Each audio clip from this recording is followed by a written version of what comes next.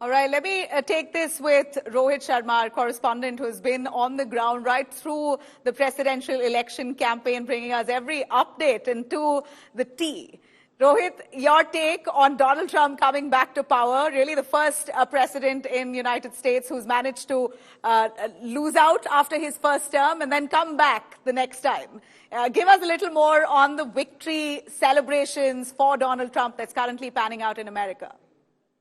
Well, if there was one comeback kid, that's President Donald Trump. This is for the history books. I mean, nobody would imagine this, especially if you talk to people on January 6th, 2021. Nobody, even in his closest people, there are about 200 people that left President Trump after he left office in 2021, and nobody would have imagined this.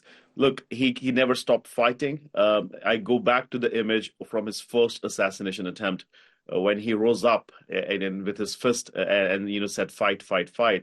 I think that's the spirit that he has. I spoke to some Republican strategists last night.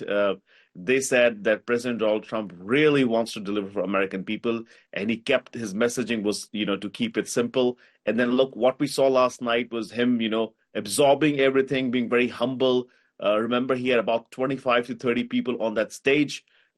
Stark contrast from 2016 when you had like a bunch of people and family members. This time he had his campaign advisors, he had Speaker Mike Johnson, he had a lot of people on that stage and essentially trying to speak to Americans. He said something very interesting last night. He said, I want to bring the country together. You would have never thought that, Donald Trump would be talking about the message of unity. And he was very humble, in his victory. And I think that's what I'm picking up here from a lot of people in Washington, D.C., some of them who are eyeing job at the White House with his return and, who were sitting on the K Street consulting for Republicans are very excited about his victory. And they want to basically go back to work with President Donald Trump. So it is very interesting and a very, very, we talk about democracy and everything that they talk about. This is how beautiful democracy could be. You could be out of power and you can come back again. So very, very interesting.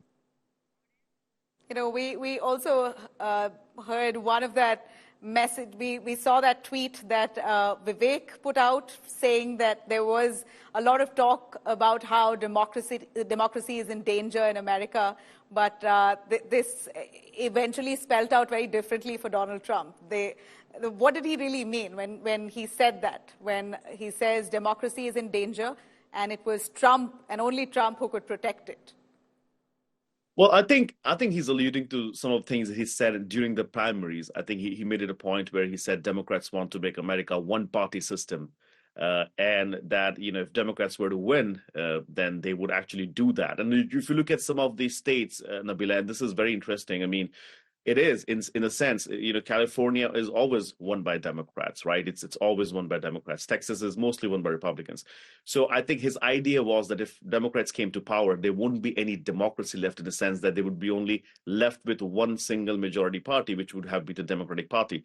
So it did take Trump to reinforce the fact that Americans are they were listening to what Trump was saying, they were listening to what Biden was doing.